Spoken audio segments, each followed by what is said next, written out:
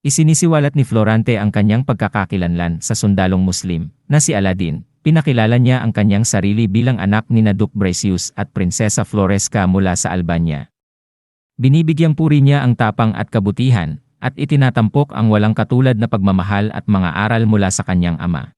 Ikinuwento ni Florante ang mga kaganapan noong kabataan niya hanggang sa kanyang pagpapalaki. Nagpapasalamat kay Duke Brasius sa mga mahahalagang aral na natutunan niya. Ipinadala si Florante sa Athens upang mag-aral sa ilalim ni Antenor, at doon, siya ay naging matagumpay higit pa sa kanyang kaklase na si Adolfo. Ngunit lumabas ang mga agam-agam ng sumiklab ang tunay na pagkatao ni Adolfo nang tinangka nitong patayin si Florante sa kalagitnaan ng kanilang pagtatanghal. Si Adolfo ay hindi nagtagumpay dahil napigilan ito ng kanilang kaklase na si Menandro.